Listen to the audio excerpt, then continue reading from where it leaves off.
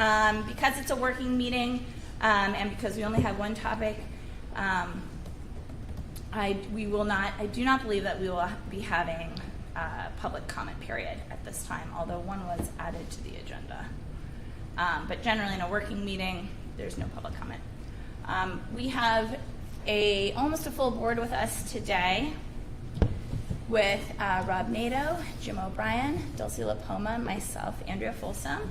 We are joined by pretty much everybody else from the school district, so I'm just going to go around. So you have Michael Flynn, Michelle Clark, Becca Gagnon, Chris Kelly, Matt Stone, Jim Rizicki, yes, Patrice Brown, Carrie Sindoni, did you say it right? Yes, and Mandy Hibbard. Good job, me. We do have Norm Goubel, who's joining us remotely, so that he's able, we won't be making any voting on anything this evening, but we will be discussing and asking questions.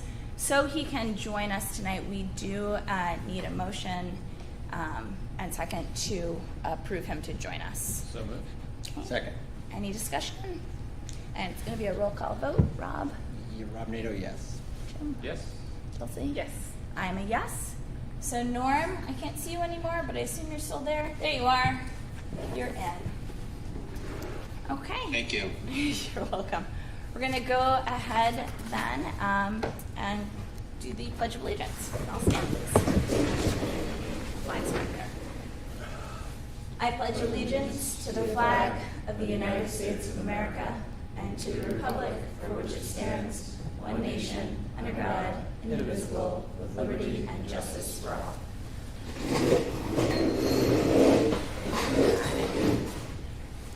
So, some issues with my computer right now. Let's see. So I am going to go and skip a whole bunch of stuff. So There's not much. we don't have comments. We're going to skip some of the stuff that was on the agenda, and we're going to go right to current business. Sure. So we're in year 2 of this. So last year at this time, I was introducing you to a new budget timeline, a new budget process, a new work session process. The interesting part this year is we have a new team as well. So it'll be probably another level of depth that wasn't there last year because you're going to hear directly from the directors and or the principals. We've kind of had a couple conversations today on how we're going to decipher Becca's stuff because her stuff lives within the buildings or lives within technology. So we'll point to her a couple times. She won't specifically report out necessarily as we start to navigate this process. So just for a refresher for everyone involved and for the public out there, we began the budget process in end of August, early September with our, at the high school, department heads, at elementary schools, directors, all of the things. And we put a stress on the building, right? It was definitely a stressor for our people. We've fully moved up the budget process. Again, to put it in perspective, I believe previously to me, you wouldn't start the process till almost November, sometimes December-ish. So you can imagine the type of stress we put on our people in regards to evaluating what they have. And again, in our great profession, we are projecting for the 23-24 school year without even living through the 22-23 school year. So we do our best, but the building levels did an outstanding job of putting their information in. Michelle and I have met with everyone over the past couple days to review. So that's the week of 10-3. This is our first work session on 10-4. Next week at the board meeting, we'll have a little bit more of a macro level discussion because you guys will have been provided with more information. Then we go into the next work session on the 18th. If you remember last year, I'm going to pick on Rob because it's easy, but he came back with his highlights and his specific questions and sent us on another work session, Michelle and I, to find out where and why. So that's the same thing. You're provided with these levels, this information. We'll come back on the 18th for a more detailed conversation, questions and answers. And then hopefully when we get to the 25th, we'll really start to target in on a number like we did last year, right? So it was what's the number, bottom line budgeting, what are we going to be doing, and what's our target? So as we work through that tonight, this evening, you'll hear from the principals, and I said the same thing to them. Put it in, and so that it can be a topic of discussion on the why. There's already a couple things from our CIP meeting that Chris wasn't aware until we met today. Let's just say, I'm going to use the word furniture. We've talked about furniture this morning. So a couple of the things you'll see in there, we may already have a different plan of action for those, but I wanted you, again, to hear from the leaders of the directors and the principals so that you can have an understanding. Obviously, Jim, I've been telling him since the moment he started Jim Ruzicki, his budget is going to be different because that's what he's been qualified to do. He's been creating these budgets long-term for a while. So he'll get a lot of airtime, but please feel free to ask those questions, even if it's not this evening, later on. Then you get into the 31st, the week of the 31st. After we get that targeted goal from the board, we'll meet with principals and directors again to really narrow it down, and then we get into that November 15th target area. Next week, Norm, I'm going to switch to you. We will be meeting with the town budget committee on the 12th. Does that sound right? Yes, sir, that is correct. Okay. I know Rob, Norm, and I will be going to meet with them to start the early discussions on that. So any questions on the timeline? Same timeline as last year, really off by a day. It was funny when we were making the calendars. But I think we had some success with bumping it up, having the discussions. It allows finance committee to meet. We're pretty booked all the way through January on that. So we have a lot of layers in place here to do that. So any questions on format? Peek around. You good? No, great. All right. Jazz. So everyone drew straws to see who was going to go first. No one wanted to go first. So here's the thing. I'm going to go with Chris because he's the veteran now. And what I'm going to do is it's a good term. Yeah. I asked Jody to go first. Yeah. You always go first. You always want to go first. What you'll see with Chris is he's going to go through, and as I said to him today when we met, I go through it all, and then we're going to talk about some things that have already may have changed with CIP. We're going to talk about some curriculum stuff after we met with Chris, with Becca, and remember, I don't want anyone to know that this isn't final, right? This is first draft. I want to reiterate first draft. So as Chris goes through, we'll let him go through, and then we'll open it up for discussion. Great. Good? Yep. Good? Mr. Great. Kelly? Yep, thank you. It's nice to be here in person and not through Zoom, as it was for me in the last meeting. But as you heard Mike talk about, one of the first budget drivers that I had listed here was furniture, but we'll talk more about that. But mainly chairs and some desks. We have a couple classrooms that still have chairs from the original edition back from 1997. Rob probably remembers those chairs. So we're looking to replace some of those as they break easily and just hard to fix. Our overall school supply costs have increased, and a lot of that has to deal with not just increased costs in the supplies themselves, but also for shipping. Another driver for us is in the area of English, so my plan is to go through drivers, and I'm getting into a little bit more details. English books in the middle and high school. Math textbooks, primarily in the middle school, but we're also looking at BC Calc replacement texts that align a little bit more with the AP curriculum than what we have now, because things have changed in that curriculum. The testing in world language, the Apple testing that we are piloting currently and looking to do again in the spring. In family and consumer science, we have 2 large ticketed items in stoves, because those are also 25 plus years and ready to be replaced. An expansion of our climbing wall for adventure education in the gym.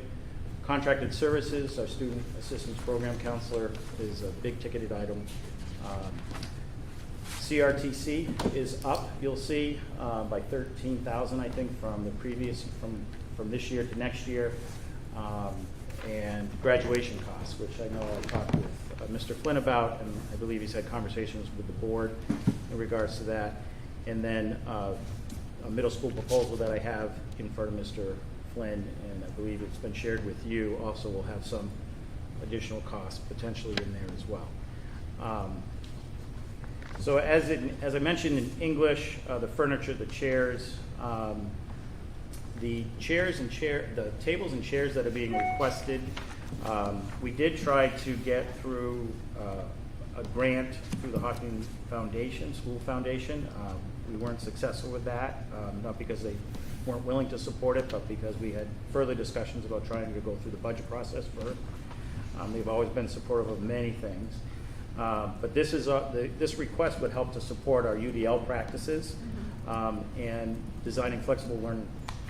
I'm sorry? The universal design for learning. I think we talked about it before. Yeah, so our new rule this year, if you weren't at the last meeting, is you have to use the whole words. Okay. you have to pay. And if not, you have to pay I in the think you jar. have $1. Yeah. There's a jar. Does it? It's $1 an I hour. would've- weren't at the meeting. For the record, I think we had the first jar back at the high school. Okay. So, yeah, so the tables and chairs would support universal design for learning practices and flexible learning environments. And then in the middle school, we have about close to I think it's $900 for books. Teachers have been getting donated books and things along those lines, so we're looking to avoid that and support additional books for the middle school, both in 7th and 8th grade. If you walk up to their classrooms, if you were there for open house, you'll see that both of our English teachers have a pretty large library. But that's all. A lot of that is either personal library that they use their own funds for, or they were donated through donated funds. High school is up another for $2,000 again for books is what's being requested. Not necessarily new titles, but to replace books that have just, been worn out. And books are not cheap. In math, we have the illustrative math textbooks, and that's around $5,200 to support that. Purchasing those textbooks would support the strategic plan, specifically under curriculum instruction and assessment, the second goal that's listed underneath there, which talks about making sure that we're utilizing best practices and high quality learning and instructional practices. Not really a driver in the budget, but it's the Calc BC textbooks. In talking with Mel, that the AP Calc or Calc BC that curriculum has changed a bit, so these books would help to realign with the curriculum.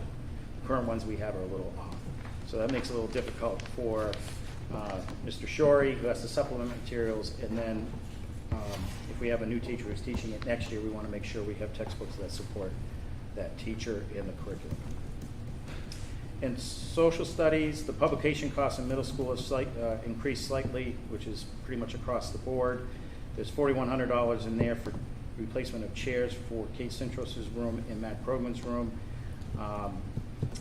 So you'll see that in there as well. In Unified Arts, there is a pretty significant driver of $2,700. That is to replace the exhaust fan of the kiln. There are two fans, one that's been repaired already, and there's a second fan that helps to make sure or to ensure that there are no chemicals or particles that are being released in the air when we're firing the kiln. If you remember last year, we had to move quickly to replace the sprinkler heads in that room. And if you walk in, the suspended ceiling, the metal pieces that hold the ceiling up are all rusted. What we've learned is that was because it wasn't functioning properly and those particles were causing some of that rust in the sprinkler heads to need to be replaced. And of course, supplies, as I mentioned, are up in there as well. Family and consumer science, we know grocery costs have gone up, so in order to run those classes efficiently, we had to increase our costs there. Ms. Walker's also looking to add 3 new sewing machines. These machines are 20, 25 years old. We've already replaced 7, 6 still work, so we have 13, but we're looking to get a total of 16, so a complete class set, and those will be primarily used in the middle school. I asked about the old machines, can they be repaired, but the cost to repair these machines are the same cost now as buying new. As I mentioned earlier, we have 2 stoves left that need to be replaced. We've replaced 2 already. The reason to replace is some of these stoves are not keeping temperature if we need to bake. And How old are they again? Can you say it out loud? 25. plus 25 years old? They're not holding temperature. Yeah. So, and some of the, they're coiled stoves, so it's difficult sometimes to find the pans to put underneath them now. Replacing those also would be a cost, energy efficient too. Industrial arts, basically our wood shop, we know the supply of lumber has gone up, so there had to be an increase there to support those programs. One thing I wanted to also bring up, it's not necessarily a driver, but we're looking to purchase new textbooks and consumables for health, specifically that will address student wellness and social emotional learning, so that will be something that will add to the curriculum. And again, that will support the first goal underneath of the strategic plan. And I already talked about the Adventure Ed, adding an additional climbing wall, which is about $1,500. That additional element that Mr. Chase is asking for is actually, so many of you have been in the gym, we have the climbing wall, but this would build essentially a ledge, so you walk up or climb up it and come up and over. I won't be doing that, but I'll have fun watching kids do it. In special ed, you'll see it's up, but it's for file cabinets that lock. But I was going to speak to Jim about whether or not we can buy locks for the current ones we have in place. So I just haven't had a chance to speak to him yet about that. World language, I already talked about the increase there for the testing. But again, that testing supports the second goal of the strategic plan. Our vocational program, which is basically the CRTC, as I mentioned, is up by 13,000. Currently, we have 26 students involved with CRTC. We budget for 26, 27, but we're looking at a $3,000 cost per student for their tuition to go back and forth. Still running 2 bus runs, an A group and a B group. But it's a pretty healthy program, and I want to make sure that we continue to support it. But those are the main budget drivers in our budget. Yeah, so if you're looking at Mr. Kelly's budget, the significant ones is, I'm just at $12,000 in furniture. And I filled Chris in more about what we talked about at CIP about developing a furniture replacement plan. It's not, they are from 1997, and it's time to develop a plan to replace furniture throughout the district. And what made it come to light even more was what we got with Harold Martin, right? And those furniture up, it's a significant difference in the furniture. So developing a plan on a replacement plan, we talked about that this morning. The second part is the tuition agreement, and that's $13,000. So now we're talking about $25,000 in those 2 areas alone. Graduation cost was almost $4,000, and I know that's going to be on the agenda for the next meeting. But depending on the path we take with graduation, it's either going to increase cost or not.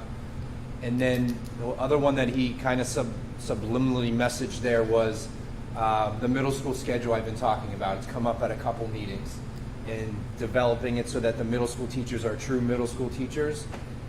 Right now, middle school teachers teach one section of high school. So Mr. Kelly and Jake developed a plan on what that could look like. We're not fully there on it. Becca and I worked on something yesterday as well, so we're coming up with options that we're going to eventually present. It could entail 1 teacher, 2 teachers, or no teachers. So there's all of these things in play. New personnel out of you. Was there any requests? Well, there were 4 requests, but I didn't move forward. Right. Because of the middle school. Yep, the middle school schedule is the priority. Yeah. Trying to get that in line. 4 requests, but they weren't all full-time. Correct. Now, you're going to see the request from Mandy, which will be full-time. We picked it up with Esther, right, the psych, and so you'll see that come through when we get to personnel on making that full-time. So those are some large drivers in there. The consumables and the books and all of that is always a driver, and we're really trying to figure out the fidelity of the illustrative math program at the middle school if it's not going to be a middle school, essentially. So we have a couple of weeks on that, trying to work through some things, but as I told Chris, put it all in so that you get an idea. So any questions for Mr. Kelly? Just on the CRTC, so it was an increase in the cost, and few more students. So, It was an The increase in sending what? cost to CRTC went up, is that what I'm hearing? Right? so what happens is, we get a certain amount that we have to pay for tuition, but there's always a shortfall because the state doesn't always come through. So, like, we will get a bill for potentially $2,200 for tuition for each person, but get like an $800 catch-up from the prior year. And unfortunately, we don't get it in the year that we're in, so we actually get it the year later, because it all depends on when the state funding comes through. So I just want to be very clear that in total it is, but it is broken out by a catch-up of a shortage and then a tuition. I'm just smirking because it just I know. reinforces why budgets are so clear. Thank you, Sam. Any other questions right now? And this is probably a stupid question, but for the CRTC stuff, there's no other grant funding that we can get for vocational stuff. It seems like that through line for that piece of education, there should be some sort of federal assistance or otherwise.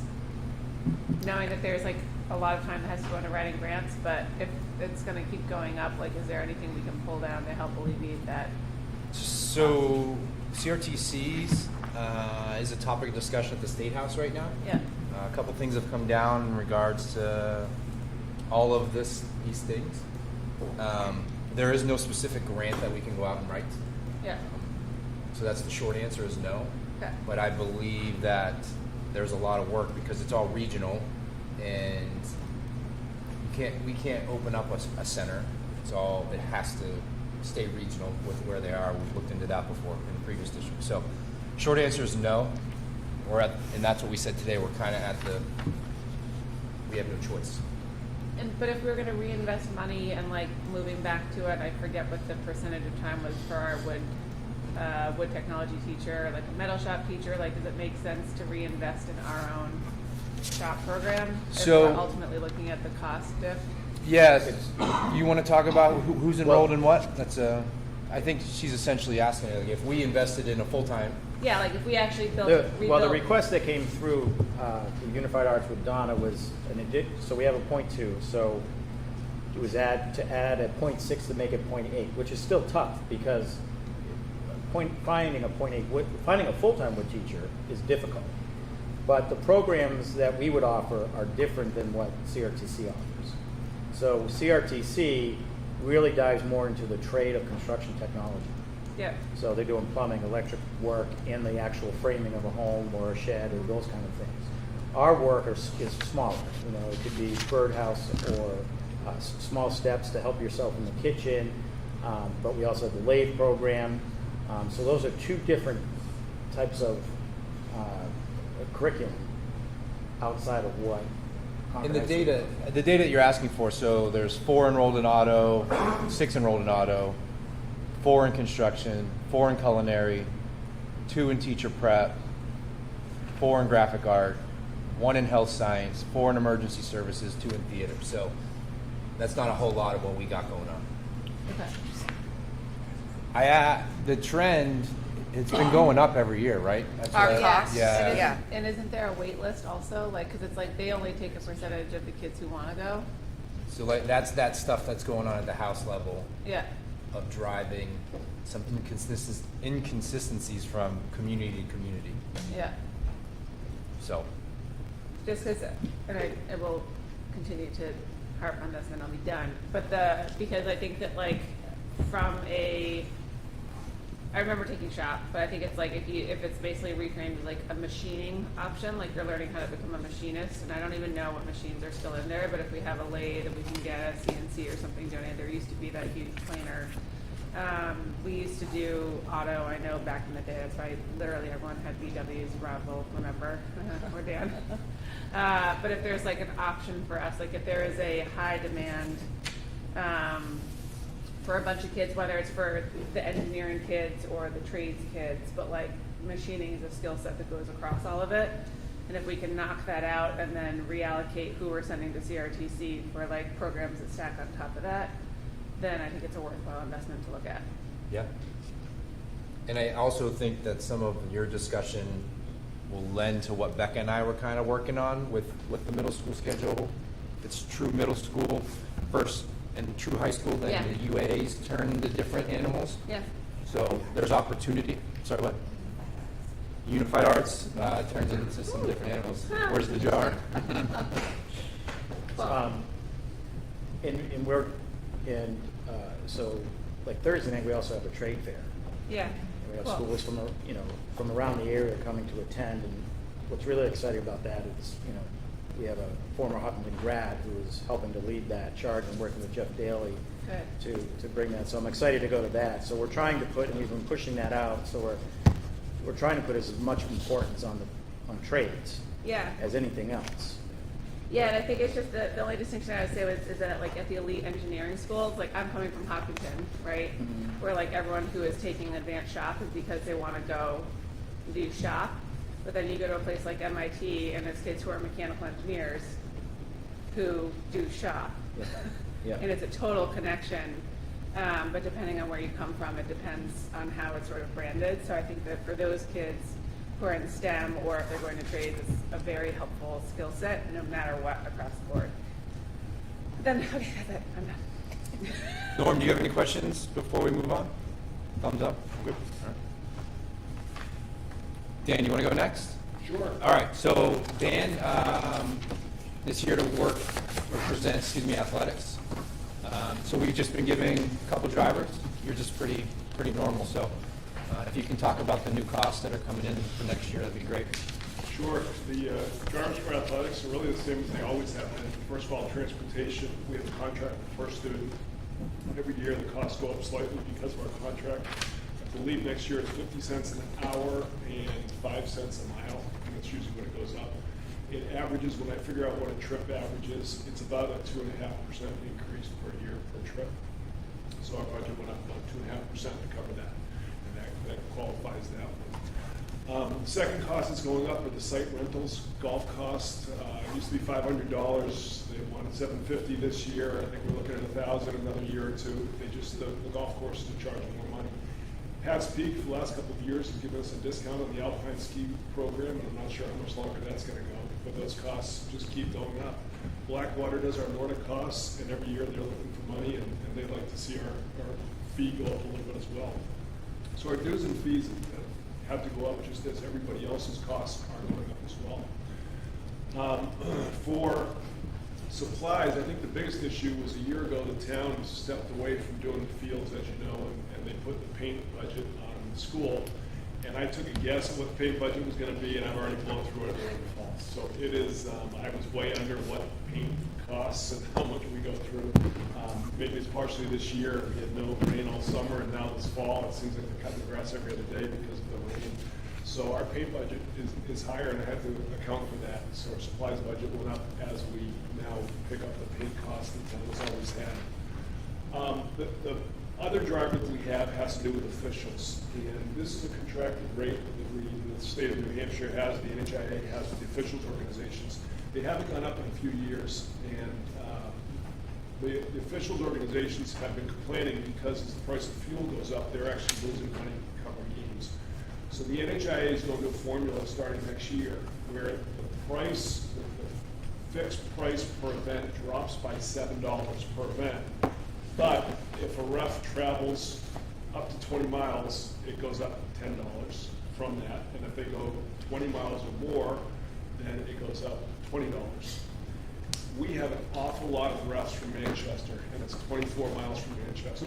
So our ref costs are probably going to go up $23 per official, excuse me, $13 per official in many cases, and with 2 officials per game. I have to average that our officials' costs are going to go up. That ended up being a pretty good sized driver of things. It's a negotiated rate. Again, the officials have not seen a raise in a while, and this is what we are stuck with. Unfortunately, with our location, we can only ask for so many reps from Concord and the area, and we tend to get a little further away. So when you look at the athletic budget, it really is pretty much flat last year, with the exception of those things that we didn't have control over, or things that are just starting to rise in cost. We're seeing it across the board, and I'm sure the other administrators are saying the same thing. You know, it's super smart by the officials to negotiate that, but it is going to be definitely a driver around the state. I mean, they were losing money, and you weren't getting them. I was telling Chris today that we had a report out at hockey. We lost 900 officials. 900 left the game of hockey last year, which is crazy to think. The other thing Dan has done, did a phenomenal job of an athletic audit for us. And I'm going to share that with you guys over the next couple weeks here. He did a breakdown per sport, per official, per travel, all of that stuff so that you can really get an idea of what he's been working with. He's done a great job of breaking it down to the cost per player per sport. I thought that was really enlightening to see, because the athletic fees help, but then, like, I'll use hockey as an example. They're paying more to play, right? So depending on the sport, depending on those things, that helps waiver that cost. So I'll share that with you over. I just want to work with him on one more thing before we finalize it and we'll go from there. So, any questions for Dan? Yes. Yeah? Can we enter, is there the opportunity to enter into like a multi-year agreement with either, like, I know that we do that, that's sort of year by year and there's sort of a good intent, but like, can we enter into a multi-year agreement essentially for costs for either Pat's Peak or Blackwater or the rink at NEC or whatever, so at least we have viz for 3 to 5 years out? Blackwater has come to us before and said, could you increase what you pay us? And I've said, we do the budgeting so early, I've got to know a year in advance. Right. So I have built in a little bit extra in the budget next year, and as Yeah. we go forward, if Blackwater, if that's something they're going to raise, then I'm going to say we need at least a year in advance for that one. Pat's, I'm a little reluctant to do that, just because, and I hate to say this out loud, we've had a pretty good deal at Pat's for the last couple of years. We actually get charged less than other schools. Yeah. And if they start charging us full freight, then this is a real big hit on the budget. Yeah, and I don't want them to charge full freight. And you did a great I job. want them Yeah. I want to lock in a beneficial pricing agreement for our school district for I'm with you multiple all the years. way, and if we can do that. We've got a new set of coaches this year, Alpine coaches who are interested in the same thing, and one of the first conversations I had with them is we've got to be able to keep costs low. Great. So they're both aware of it. They're going to do what they can to massage Pat's as well, and we'll go from there. Golf is the other one, and we have talked to golf about a 3-year contract. Yeah. The problem with golf is that they change managers fairly regularly. This has now been the 5th, I believe it's the 5th manager at Country Club of New Hampshire since we've been going there. Oh, they play country club. Yeah, so sometimes you get that agreement with the managers, and then they switch managers, and the next person Right. comes in and wants to change. Totally different deal. We're Okay. doing our best. I agree entirely. If we can do a long-term thing, that'd be great. Dan did a great job last year with Pat's Peak because they wanted to jack it up last year, and Dan was able to knock it down to get through another season. So that one's interesting to me. If we can, that's the one that I feel like is, and you said it last year, they had an awful winter the year before, so they're evaluating their numbers coming in. So if we can find any way to get in with them, that'd be great. Yeah. Yeah. And I know more about skiing than any of the other alpine or winter sports, but like, I know there's multiple ways to get discounted, basically used skis and suits and everything else. Does that exist for hockey as well? So if the kids are coming and they have to pay their fees and then do other stuff, that there's a way for them to still get suited up, but hopefully in gear that's still You pretty don't want to good touch enough. anyone's used hockey equipment because there's a lot of things that live on it. I know. I had to use our very old field hockey goalie pads for a very long time, and it was disgusting. Hockey is a different animal. My son who played, it's nasty. So it's all new, no matter what. Yeah, you don't. Yeah, by the time you get to high school, the kids Get their have own. stuff. They figure it If out. not, Henrik and youth hockey, they're fantastic. Okay. They do a lot to help people. Okay, awesome. Norm, go ahead, man. Yeah, real quick. Dan, could you share with the board in the future how much contribution we are getting from hockey and from football from Hillsborough? I'd just like to see a 3-year average of what they're contributing over the last couple of years to see if they're matching what we're contributing to the schools for our students. Is that possible you can do? I'm sorry, Norm, but what we're contributing or what they're? What they are for hockey and football. How's that agreement work out? Isn't it an agreement? We paid Hillsborough Dairy a flat fee. Yeah. We paid them $7,000 a year for football. Yeah. For hockey, we have a deal with John Stark that we get the first 5 players free. Anyone over 5, we pay $500 per player. The trade-off is that we take some of their alpine skiers and do the same thing back. And if they had more alpine skiers that joined us, then we had hockey that joined them, then we would go to them and say the opposite. They've never had more than 3 alpine skiers. We're usually at about 8 hockey players, so it costs us about $1,500 a year for hockey. We'll put it in the athletic audit, all right? On the pages. Can I ask one more question?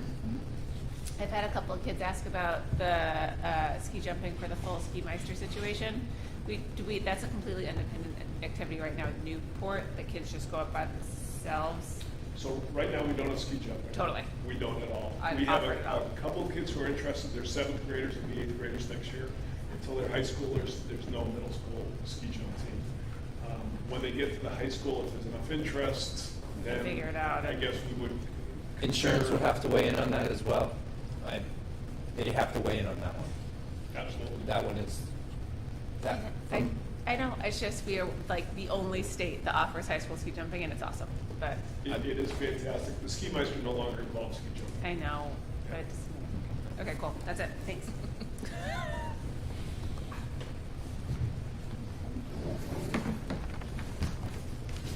Any other questions for Dan? Thanks, Dan. All right, so middle high school, we're good? All right. Anyone, you guys want to rock, paper, scissors in, or what? I can go. Okay. Maple So- Street School. Maple Street School. So Maple Street School's budget is relatively stable. There were fluctuations in certain areas. As Chris said, school supplies costs have gone up significantly. Just use an example of paper. Mrs. Martin was on the phone today with 4 different suppliers trying to get the best price on paper. It's also difficult to find. We've also looked into recycled paper, which is surprisingly more than regular copy paper. We tried to, really counteract that. So for example, postage went down a little bit because we can now use email for communications and things like that. There are a few things I'd like to highlight within my budget. One is the Ixl subscription. Ixl is a personalized platform for students to supplement instruction. What the benefit of Ixl is that it aligns with our IM math program. And I printed out a user report on October 3rd just to see how many students are using it. You know, it breaks it down by the amount of hours, but I think the easiest way to explain it is that so far, students at Maple Street Schools, so 216 students, have mastered 1,116 skills. This program is used during intervention time. It's used to benefit RTI. I guess we're not using acronyms. So that's response to intervention. Yeah. No, it's not $1.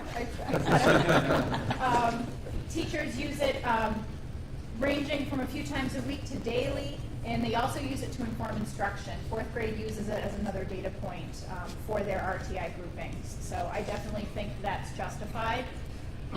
Other areas that went up a little bit was art, freight costs, things like that for supplies have increased. I'm also asking again for my IM math at $11,575. That includes the student consumables, the student workbooks that work with the program. You'll notice in other areas, such as my library budget, was reduced by about $1,000. One thing I do want to clarify is within my nursing budget, there's a line item of $800 for EpiPens. I clarified that with my nurse today. We put that in the budget to reserve the money if the state program is ever discontinued. We currently get EpiPens for free. So I just wanted to explain that. And I met with everyone regarding their budgets, and they were able to justify all of the items and things that they're requesting, and I do feel it's all justified and necessary. Yeah, so with the IXL, just to give you some historical background now, that started with the foundation. They purchased it during COVID. And then last year, if you remember, Amy Doyle was here, same thing with the support, so we used ESSER. And so this would be the first year we would be entering it into the budget. So as you can see, Maple Street did a really good job of kind of being pretty level. Not a whole lot there. paper stuff, I mean, what's the difference now? Is it almost up to $30 difference between it? It's crazy. Yeah. $22 I actually got a call from Staples today at 4:30. It was $40 a ream, I believe. Yeah, it used to be, what, 25 yeah, still. last year. And Tracy got quotes from paper companies W. all the way Mason over is- $70. Yeah. Is there a chance that the state's gonna stop the EpiPen program? She didn't indicate it was, but she said it's been established for quite a while, but it's just to reserve that money just in case. Any other questions? Was there IXL data from this year already? Like Yeah, to date? yeah. Michelle Klarner printed out the reports for me. It's actually pretty impressive. So 260 hours total for the students at Maple Street School, and it breaks it down by grade level, mastery, extension of student learning. It creates specific individualized paths for every student. Yeah. Our director of assessment is going to work with the building principals on how do we share the data with families, right? So what was that name? Pip? Pip. Pip. We're going to get the scores from Pip home somehow. We're going to start trying to figure out how we can share early bird, so we can start sharing that data.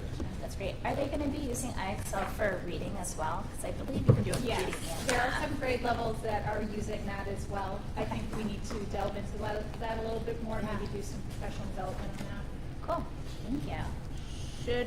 Can I ask a question? Yeah. For phones, are all the different schools and buildings on the same phone plan / for phone maintenance? Is that falls under the building? We're going to actually get to that too, Great. because it's going to be, yeah, Great, awesome. because we're out of date with our phone system. Yeah, I figured that was recurring. Yep. So, I had one more question. For the illustrative math materials, is this is just a question, is this an annual cost or a one-time cost? I'm going to go back on that one. Sorry. This is an annual cost, okay. And this is mainly, I understand that it's a program where you have a lot of the materials digitally available and you can photocopy them. But I know that the manpower and time it would take to do that would be unreasonable. So Michelle kindly printed, I actually said, can we go back in history to our old math program and look at those yearly costs too? Okay. There's not a huge thing, like, there's not a significant difference between Okay. the old costs and these new costs. I did talk to try to figure out, like, there is a jump from last year to this year. And the reason for the jump is last year they still had pilot materials left over that they were able to use. So you're buying for each student that you have, and they had some additional, so they supplemented that in. So this is like buying new for every student this year. They are high. There's two components to the per student cost. It's roughly about $44 a student. There's a component that is the expendable workbook that they use, and then the other component is the online, which is where they can do some similar things to IXL, to personalize it, to do some assessment work there. So it's a large conversation we're going to have over the next year, but that's kind of the base of it right now. And I want to echo what she said, large conversation over the next year. It's going to be an evaluative process on everyone. I mean, we're all on the same page on that, so we're going to see how it goes. Great. Maple Street, we're good? No questions? Norm, sorry, I should look at Norm's face real quick. Oh, he even raised his digital hand. Go ahead, Norm. No, it's all good. Carrie, great job on your budget. You know, I saw a lot of reductions there, which obviously show that there's quite a bit of reduction. Just the cafe fees, the website, could you explain that? Is that just when parents are adding fees to Probably for the Michelle's students? No, that's the cafe, that's, I Oh, think it's gotta do with your That's PLCs or whatever, right? That's part of English language arts instruction. Yeah, I know, it sounds like it's cafeteria. Yeah. Oh, okay. No. Yeah, no. okay. It was like 117% increase. I mean, it's $300 something bucks. I'm just curious if there was a change in the program or something that made it go up almost double. I mean, 100% or so. I'm really unsure, I need to That's look fine. through Well- and find that. It's $365, so. It's, Okay. It's not a lot. I just want to know if something 102, changed. 1100, 218. Well, when you say 117%, that's scary. But when you say it's $365, Yeah. Norm, I can get back to you on that. Okay, we'll get back to I you. was just curious. I was just curious what it was. That's all. All right. Nothing crazy. Yeah. All right. On to Harold Martin. Board members, we good? Yeah, Okay. let's do it. Patrice? All right, so some of the things that Carrie and Chris talked about are the same things for me, so cost of supplies is up. We went through, one of the other reasons I believe that our cost of supplies are up at Harold Martin is that we have an additional 4th kindergarten classroom this year that wasn't budgeted for last year. So the additional students plus the consumables that you need for an additional classroom is in there. I did make a conscious effort when I noticed the price of supplies was up and the cost of everything else to really look at our other areas and cut as much as I could. We talked about when I met with staff whether or not we could fund things through grants, or maybe we make it a multi-year step process, or we defer it until another year, because I do realize that that cost is pretty significant in supplies and that increase. So I wanted to try to accommodate that. One of the things, so they talked about, you know, the paper and the copy paper. Another piece that was unbudgeted last year, we piloted the early bird education with PIP last year, but we didn't budget for that. So that's $2,600 that goes right into that general supply line. We are seeing great results from the program. It is, you heard Becca talk about it at the last meeting, really beneficial, but it does come with a cost increase. Other main drivers, let's see. A lot of teaching materials for reading. So if you're staying current with teaching reading at younger grades, you know the science of reading has been really pushing and changing the way we're doing our best practices. It's all our research-based, really focusing on that basic level of phonemic awareness and then building on that and moving up. So you'll see in here there's a request for GEODS Level 2, and it's about $4,000. That's a program that works with Foundations, which is our program that teaches fluency and sound mastery and builds on that with content knowledge and vocabulary. We currently have 2 sets that the grade level share in kindergarten and grade 1. Grade 2 only has 1 set that they share between the 4 classrooms. This $4,000 would allow them to have 2, so 2 teachers could split a set. We were able to fund the other ones through a grant that had some additional money in it. You'll also see there's some money in there for book room for, it says multiple copies and lessons. That's really for building up our decodable book selection and helping, especially that 3rd grade. GEODS is really focused K2. Foundations is in grade 3, but it starts to transition in grade 3 with where reading is at. So building up those decodables in our book room so that teachers have something to select from, something that's high interest that gets the kids involved. They had asked for a little bit more money, and then grade levels specifically had asked for different decodable books. I asked that we kind of go all through the reading department and really build up the room instead of buying it in pockets, and made it more of a consistent effort. There's also a pretty significant cost for Foundations consumables for students and teachers. That's to replace all of our missing pieces of Foundations throughout the building. So, you know, we added that for kindergarten class.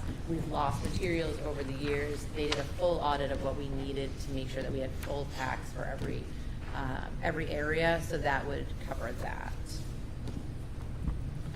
Another big driver, and maybe this goes under furniture now that I heard that Jim's picking up furniture, but is some soft seating for our student support center. I'm sure Norm looked at the increase and it says it's a 291% increase. It is, because there was only $300 in there and now we're up to just over $1,000. Right now our student support center is a space where kids can go either as a preventative measure to calm down, check in, you know, relieve some anxiety, which we know coming off of COVID, being back in school is definitely happening. It can also be an intervention if a kid's escalated to come in. Having a room that has chairs with metal legs and tables with metal legs has proven to be a bit of an issue. If kids move the chairs or get angry or upset, it's a little iffy. So if we had some soft furniture, that would be ideal location for that. And then the other main driver, and it's about $1,500, is replacement batteries and walkie-talkies for Harold Martin. So we have several walkie-talkies that were broken over the past several years from students maybe in the same escalated state, dropped accidentally, left out in the rain for whatever reason. And we're replacing those pretty quickly, but it is hard to hear on some of them. We use them to do our parent pickup and dismissal, our playground, and our safety and security. So that we kept in there and hope to be able to replace those. Yes, just to recap a couple things. So with the walkie-talkies, we're looking into our ESSER funds. We feel as though some of those, because Maple Street as well, I'm sure the high school could use new ones as well, but that's something we're looking into. The geodes was interesting. I leaned over to Michelle. I think we paid that through ESSER last year, if I remember, with Bill. So that's certainly something that we can discuss, as well as grant funding. But again, I'm just reiterating, we told them to put it in so that everyone understands the process that we have going on. Even having a split between two is not the best, right? So to operate geodes with Fidelity, you probably want one for each classroom, which as we can do over time, we can get there. And early bird, excuse me. Yes. That has shown significant support and use for it. So I would support that 1,000%. So any questions for Patrice? I just have a question about, under teacher miscellaneous supplies, can you just explain the BMO card, what it is, how it functions? Just so folks know. That's Michelle. That sounds like a Michelle question. So, the elementary school teachers get $150 a person, and it goes on their BMO card. So we have a Dollar in the cup, Michelle. I know. Well, unfortunately, that's the name of the vendor. Dollar in the cup. Bank of Montreal, I think, actually is the complete name. And so a number of years ago, the district was able to get into this program where we are going through Chicago, Illinois, ASBO, actually. There's lots of school districts in the state of New Hampshire that do this as well, and we get a rebate back on our purchases. So what has happened in the past is that money is not used for budgeting purposes. It's used for it's been used in the past for innovative grants, like out of the box things. I think this past year we got like $8,000 for the whole thing, and it fluctuates obviously because of our volume. But that's how they put it in there, was BMO, so that they know when they're putting in items. So I hope that helps. We're reevaluating the purpose of the BMO returns. From previous administration, it was created based around innovation, where I don't want to use the words, might be a little bit out of date, antiquated with the philosophy behind that, and looking into unanticipated purchases for teachers or classrooms that are necessary. Not necessarily tied. It seemed like, looking back, it tied a lot to technology, where I feel like we were really doing a great job with supporting our teachers with that stuff. So that's something I've been working on, Michelle, with. Really, the only change would be for the auditors to understand. There's nothing in writing. It's not a policy. It's nothing like that. So that's an internal operation that we're evaluating. Thank you. Yep. And piggybacking off that, can you talk a little bit about what goes into the line item that's school-wide general supply bulk order, and how that's different than school-wide gen supplies replenished during the school year? It's on. All right, I see the school-wide general supply bulk order. What was the second one? School-wide general supplies yep. replenished. It's like 10 down. Flip to that page.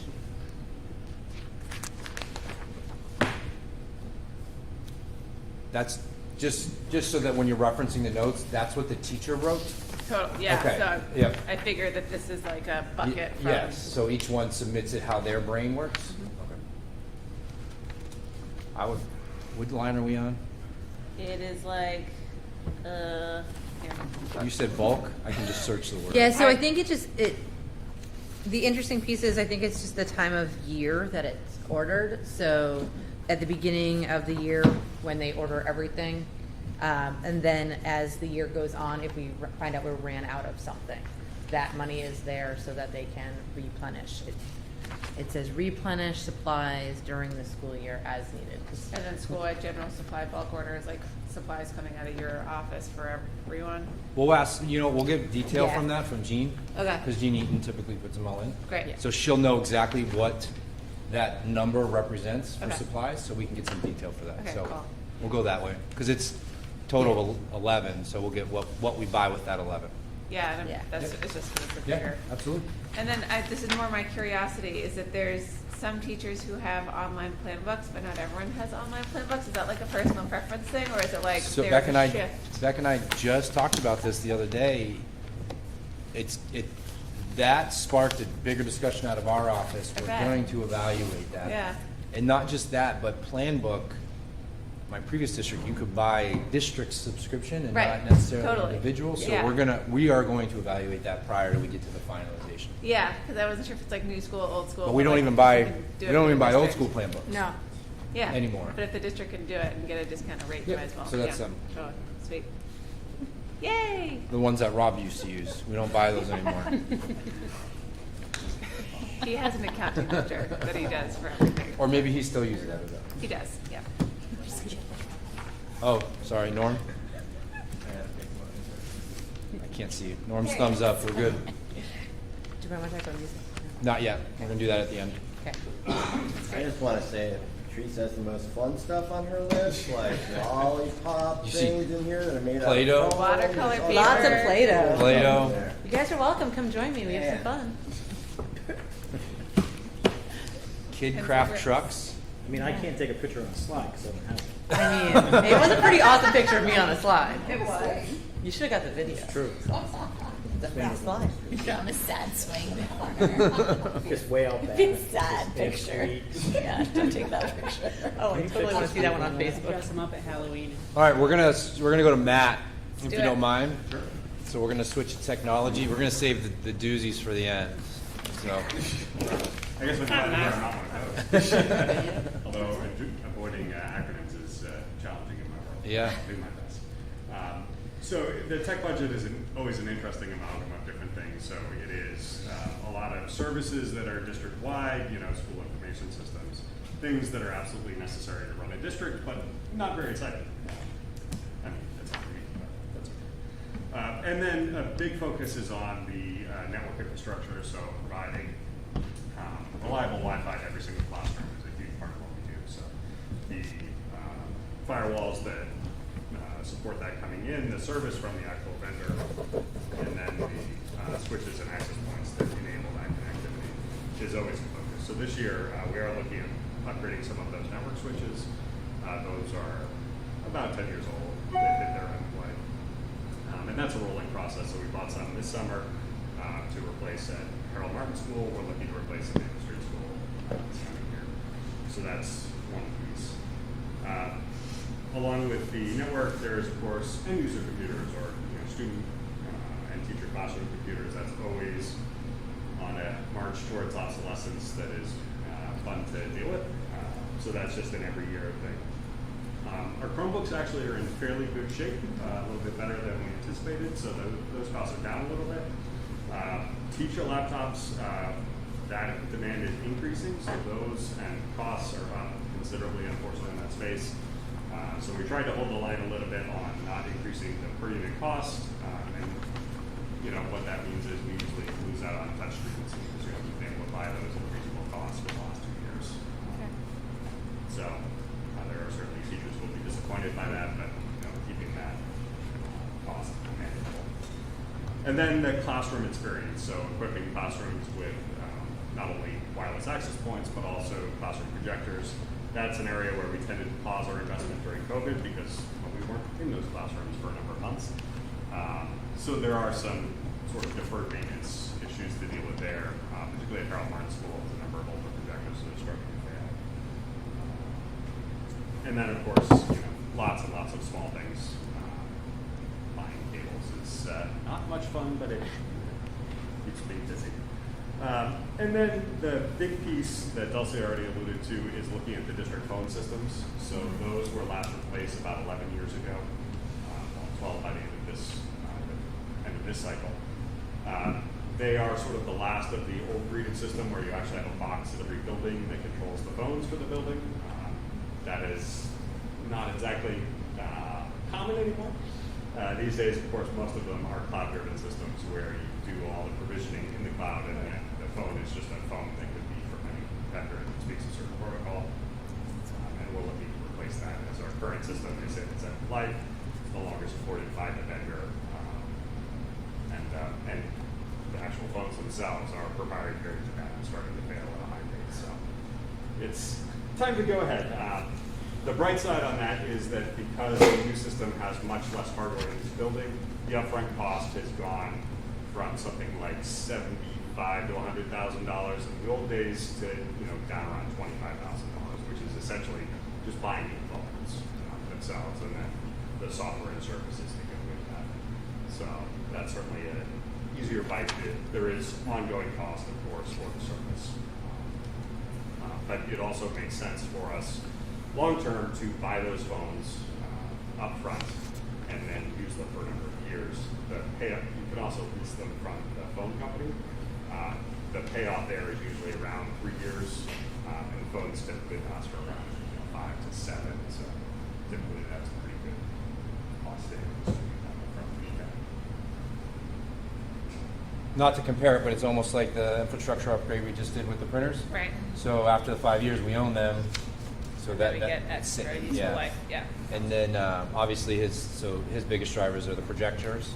Starting to, again, it's like the furniture cycle, short throw projectors, more sustainable stuff. So those are basically his two drivers: is the upgraded phone system and projectors. And then do you look at I don't know anything about projectors, but are there like LED projectors that also would require like significantly less electricity that would produce the same, I don't know.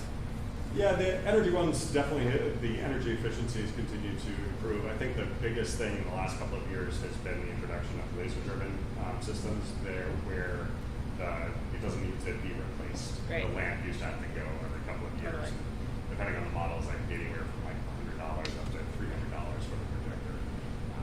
And sometimes those were not the easiest to find, so I will not be sad if I never have to replace another projector lamp. Great. Can I ask another question? So I know for students we're at a one-to-one laptop, or Chromebook rather. Are we at one-to-one for faculty and teachers, or what does that look like? Because I know you're saying that more people want replacements, and is that because either their hardware is aging out, or because we're trying to get more faculty with computers because everything's online? Essentially, we had some legacy staff who wanted to use their own, Okay. and in the past we always allowed that because at one point we didn't have enough.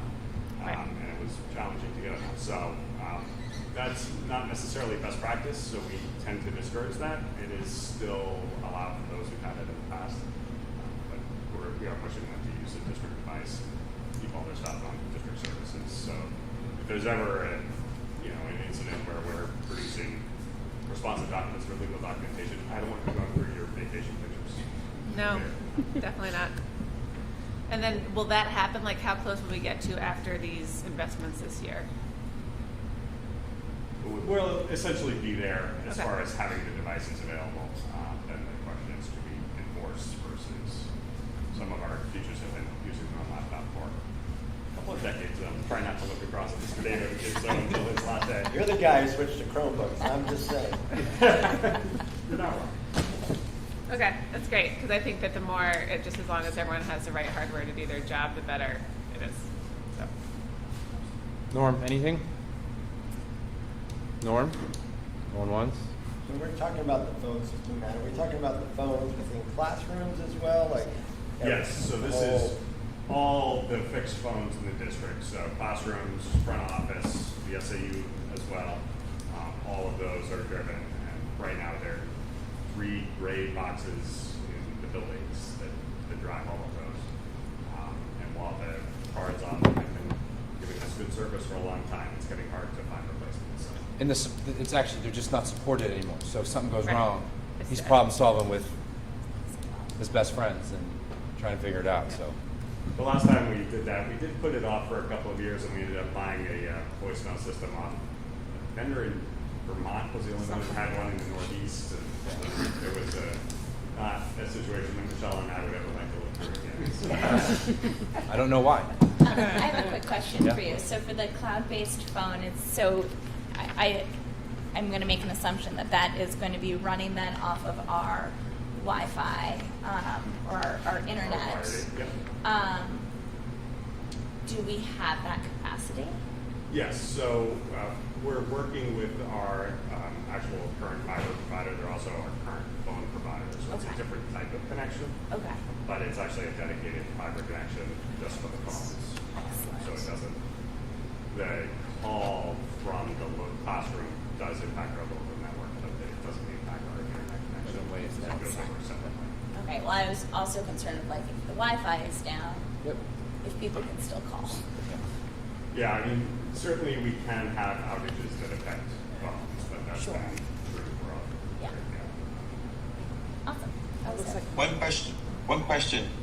Are other school districts using the same type of thing, Matt, with regarding the telephone cloud? Oh, yes, absolutely. I would say. Okay. I bet your business is using it. It's Yeah, really hard absolutely. to get it Yeah. online. Yeah, most businesses have switched, I think, at this point to a cloud-based system. We moved to your house. All right. I blocked all of us out. Yeah, our kids use Final Wi-Fi. offer on that? Anyone? Good? Oh, we have like 100% Wi-Fi coverage. I'm asking this, so I can ask it in a nicer way. I know there's dead spots in a couple places in the high school that someone has experienced. Are there ways, like, I don't know if that is like a Are you talking Wi-Fi or cell phone? Wi-Fi? Yeah. Yeah, is our coverage for, if kids, like, for Wi-Fi coverage pretty good? Like, for, We even put some outside last year too, so. Yeah, I mean, we certainly try and cover all the instructional areas. There are definitely times that are what we consider an instructional area changes, and that's always fun to deal with. Since that's not always in a nice budget cycle. Whether that's outside, under a tent or anything else we might be doing. So we try and be flexible with that. We try and have some spare access points that we can wire up. There are certain parts of our building where the physical wiring to support that is a real challenge. yeah. The front of the high school near the gym is a real challenge that was just not wired as much as some of the other areas were. Okay. Some parts of Harold Martin are very sparsely wired. We actually added a number to the existing classrooms, which has been great. So we've started to really use that, particularly as we look at some possibly upgrading our intercom, something like that, to Cool. more voice-based, Well, I see, network-based yeah, solutions. I see infrastructure going to CIP. That's, okay, great, that's great. So that's the data drops, all that. I think that goes into CIP. Yeah, that's awesome. It's a good, smart Yep. conjoined. But Okay. we were able to add quite a lot of that at the elementary schools during the COVID project. Yeah. Right. So, adding some access or some network cabling near the projector, for instance. So if we wanted to do, network-fed interactive projections in the future, the wires are. Awesome. That's really exciting. Thank you. Okay. So, So I just wanted to pause really quickly. So we've gotten through most people, but we've still got more to go. And I misspoke, so I apologize to folks who are joining us. And I was reminded that I was thinking early 2022 or late 2022. There's always public comment at all school board meetings, including working meetings. So I misspoke when I said that. I want to be sure that we have our 30 minutes. So I wanted to just break partway through, open it up. If you guys have any public comment now, I'll keep it open, and then I'll have one at the end as well. So if you have anything that you'd like to comment on up to this point, I'll open it up again at the end, but I want to ensure that we have the full 30 minutes. we don't have a mic. We so don't, it's we don't just, have a mic, all right. but I think we have microphones all around this table. So, Amanda Gilman, what's his name? I'm just a clarifying question on the illustrative math. Is my understanding that the workbook and the online subscription are identical? Is that true? No, they're complementary components. So they're not redundant? Thank you. any other public comments? Good. Great, okay, thank you guys. All right, so we're going to jump to Mandy. I'm going to say this as well as I can. that some of Mandy's drivers are student-specific. So if you have questions, it cannot happen in this platform, in this area. Yep. That it would have to be held in a non-public based on students. So Yep. significantly in the contracted services that are up top, Yep. you'll see, I'm just going to keep saying the word, large numbers, and those are dedicated to some of our students. So Yep. we can get into those if you have different questions, but she's going to, as she always does, do the best without revealing anything. All right? So go ahead, Mandy. My world. So yeah, so my budget drivers are pretty similar, I would say, every single year. It's just this year, these are the things that are a little higher, and they are student-specific needs. Needs are specialized. You have to hire people for that. Here we are. And so, but everything in here matches what's in a student's IEP and what we know they need right now. So know that. I can't go into detail because as soon as I give one detail, I'm identifying kids. So, and it's not because I don't want to share, it's just because I don't want to tread that line at all. So a lot of the special services that we're talking about and the specialized things that we're talking about are really to make sure that our kids have the access to their general ed classroom as much as possible, because we want them in the room all the time, doing everything the kids are doing as much as we can. So we need that additional support in order to make sure that that happens. Like most years, for anybody in my position, the out-of-district placement conversation is always part of the deal. I just wanted to make sure that I clarified as much as I could, that in the budget you see my notes that it says new students and whatever. Not all of them are actually new students. There just might be shifts happening. There's just no definitive answer today on what those shifts are, so I couldn't put a school name in. So there's just shifts for some. So I just wanted to make sure I clarify that there's not 3 new people out of district, but there are some shifts happening, so I wanted to make sure I clarified that piece. But I also didn't want to not include it, because I know something's happening, I just don't know what the something is quite yet. So those are the 2 bigger areas for mine. Transportation is down. Significantly down. Yeah, but also some of the shifts too with the new legislation that was passed in June, with us being responsible for kiddos until they're, students until they're 22. A student who wasn't in the budget last year Could be back in now. is back in. So there's some of that in there that you might see that wasn't there. So it's not a big difference, but it is a slight difference. So I just wanted to make sure that I added that piece in there. So that's an impact too. And then for me, as far as new position pieces goes, one of them we talked about already, Mike touched on, was the school psych. We're already doing that this year through ESSER and moving her to a 1.0. And again, the argument would be the same, just moving it to the budget from what we did in ESSER, and the amount of work that the 2 school psychs are already doing and talking about to want to move forward to bring more to the district it's exciting for me too, so I'm excited to continue my work with them. And then Harold Martin moving one of our preschool teachers is right now, and I'm going to use an acronym, but it's Michelle's acronym, so I have no idea what it stands for, so it's FTEs. She's like Full-time a equivalent. equivalent. I couldn't figure out the E before I said it, so I was like, ugh. So she's not a 1.0. Yeah. Part of her position is a 0.2 IA. It's just moving her position to a 1.0 pre-K teacher. With the needs that are happening and Yes. things like that, it's absolutely necessary to make sure that they're working on those special education components for the whole day as a teacher. And then that would shift to, that 0.2 would then go into another IA type time frame. So that's the one for there. And then the other 2 that are newer are looking to shift our CODA, which is a certified occupational therapy assistant, and our occupational therapist, did not use acronyms, to both full-time positions. Just the needs that we're seeing, especially at the lower elementary with the sensory needs, motor needs even, how to regulate yourself, all of those components, Robin runs a lot more, like more than I do, just to make sure that she's trying to meet these kiddos' needs, whether it's through the intervention process, whether it's through any kind of plan, it doesn't really matter, or just to watch and give service and see what they're doing and how they respond. It really takes a significant part of her day, and if we had the additional time, being able to go into the pre-K classroom, kindergarten classroom, and do that as a class-wide type of intervention versus the individualized pieces just allows us to not need those services later on, right? So it helps. And then at the upper elementary and especially at the middle high school, when we talk about assistive technology and the kids and what they need there, that's a big component of what our occupational therapist does there as well. And it also will open up doors for more adaptive PE classes or physical education classes for our students. So just having them be able to come in and do their work.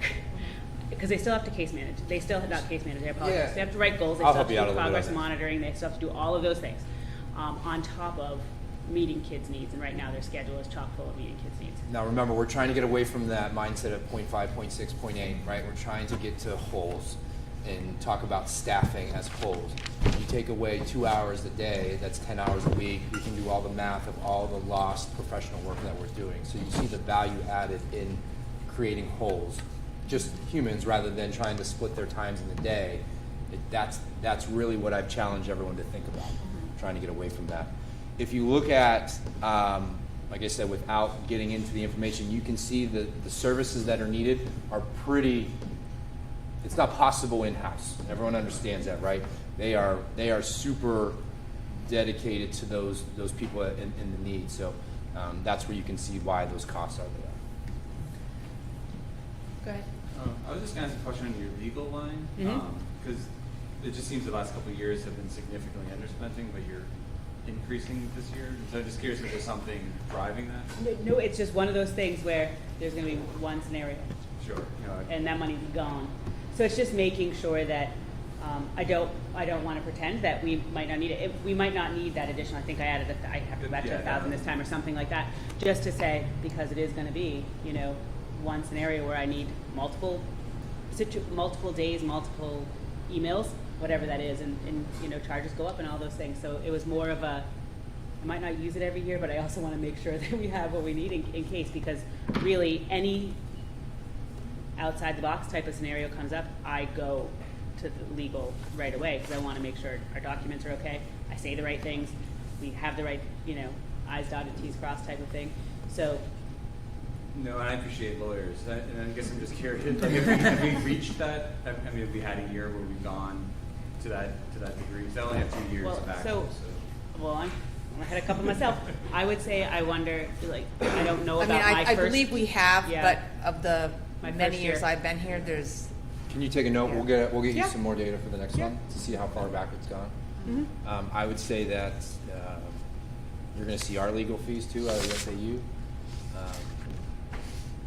Engaging with lawyers early in the process saves you in the end, and that's what my advice to her a lot of times is ask Dean, because it makes more sense. So we'll get you the data though.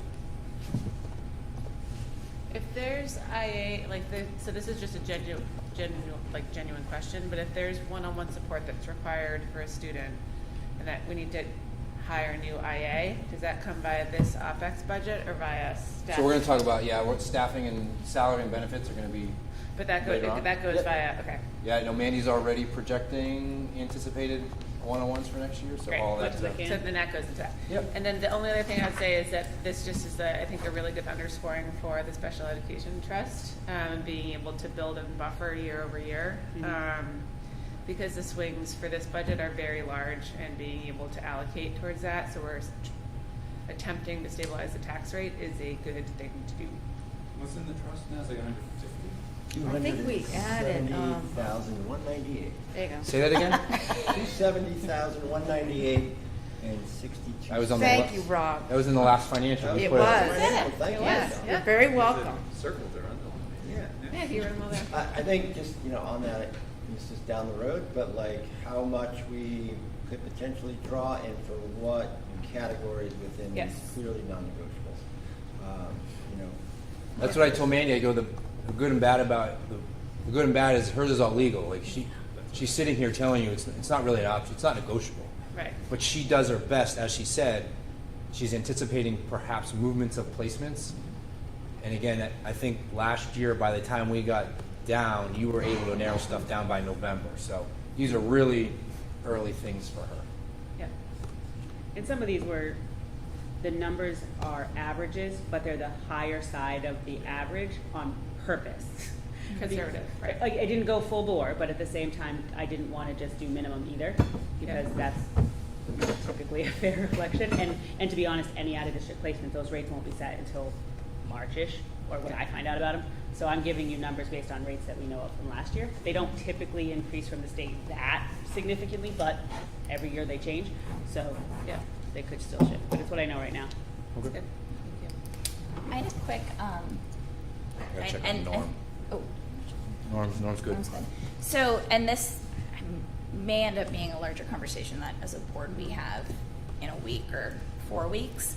I know that we recently talked about using our ESSER funds to bump our school psych to full-time, in part due to, just sort of echoes of the beginning of the pandemic. I also know that for many years I've heard from our community a desire for a school social worker. I also know that what a school social worker does is helps connect families with resources within their community.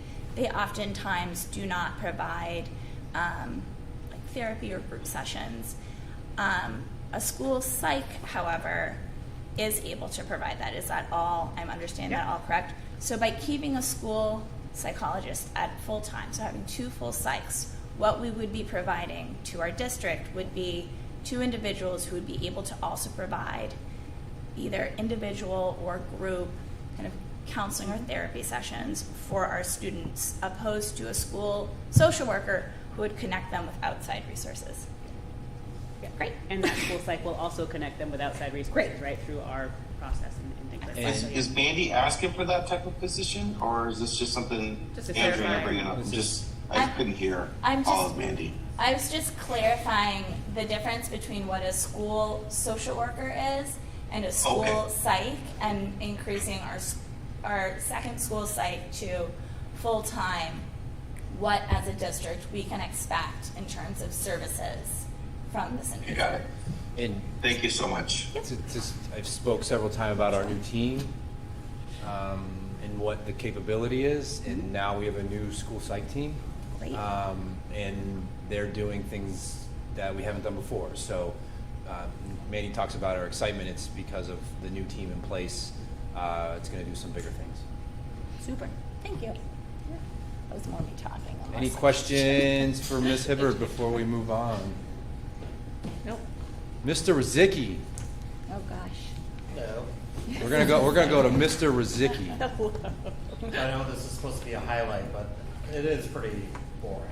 There are just a couple of increases that I want to explain. I'm mostly, when I do this, I just go right for the gusto, go right for those big numbers. So overall, again, when I look at the actual bottom line of the facilities budget, we are going to be up $231,000 over for total operating over last year's or this current year's budget number. Huge driver, $142,000 is utilities alone, and I know, again, Michelle has worked with our local buying groups, and we all know what's going on in the industry right now with increased costs. Just again, my own observation of what we looked at, like spending last school year, it's either over and above what we actually have budgeted now. So I feel that the numbers that are in the budget for the proposed for next year are actually still really conservative, if not aggressive enough, even though it's a large number. Now, I've committed to Michelle and Mike and the community that we're going to do our best to conserve that energy through our building management systems, through our control systems, through just making tweaks and changes. Again, not being here in the past, I assume some of the higher electrical costs were from during the pandemic.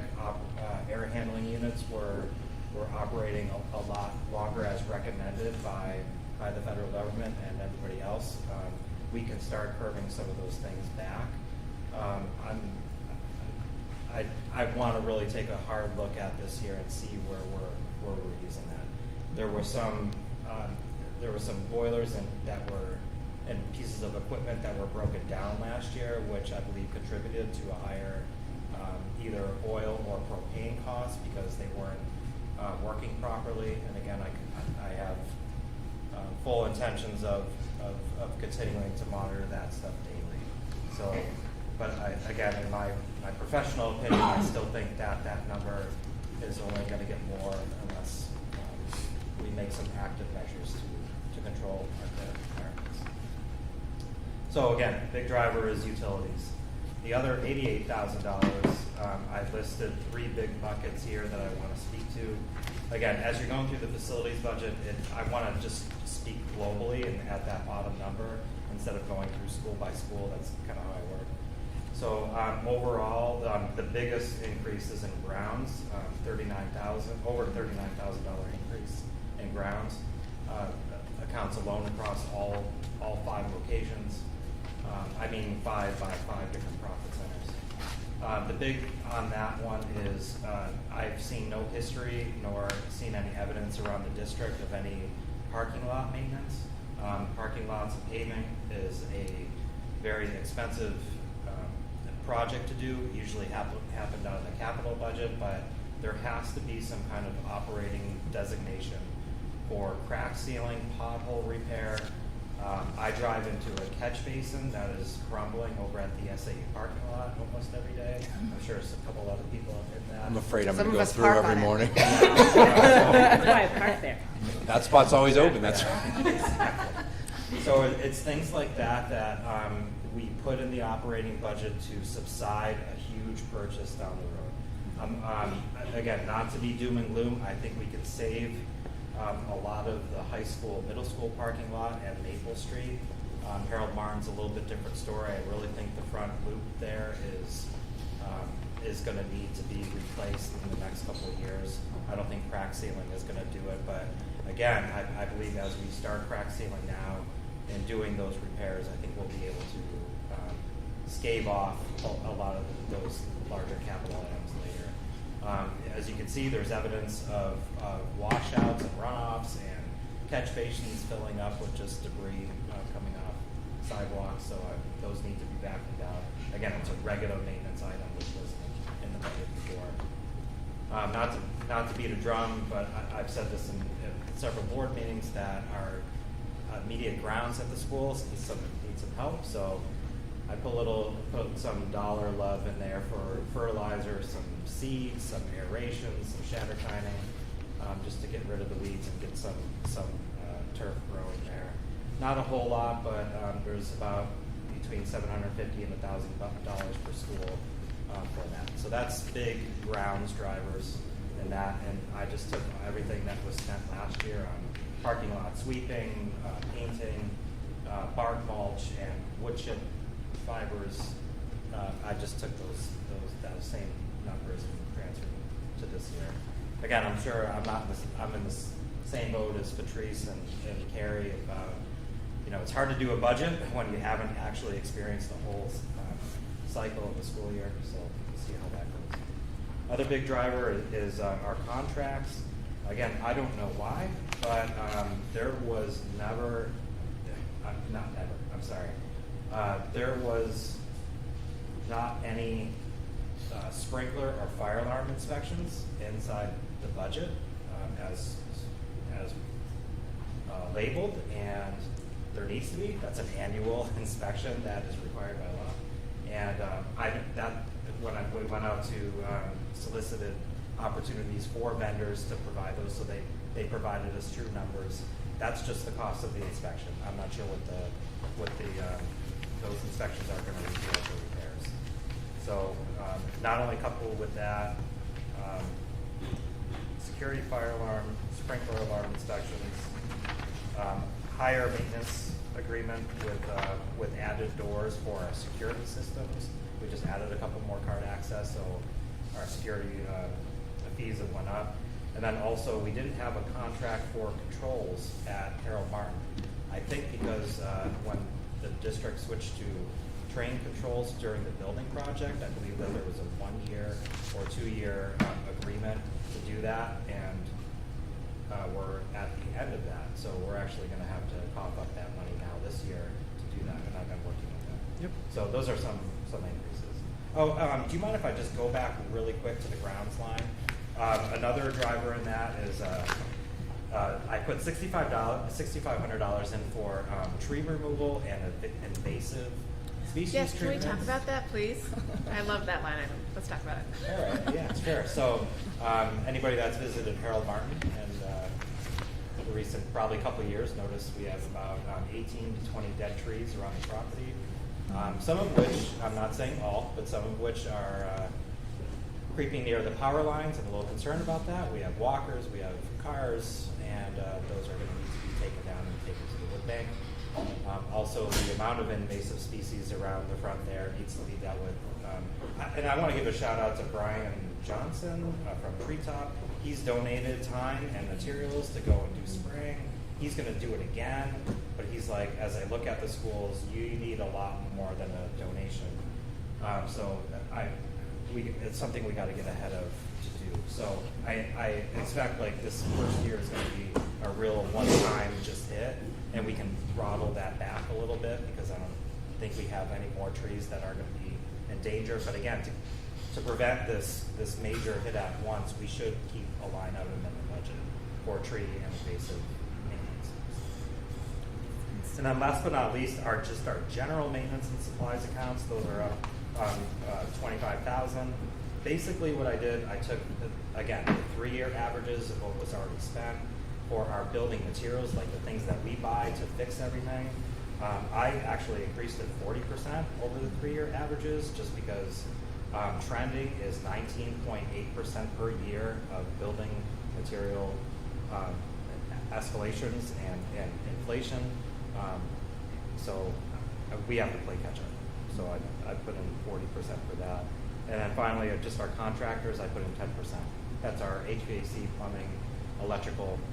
And I think there's one big ask for electrical at Maple Street School. I want to replace a very outdated electrical panel in the boiler room downstairs, which is a little scary to me right now. So that's about $2,500 that I put inside the operating budget.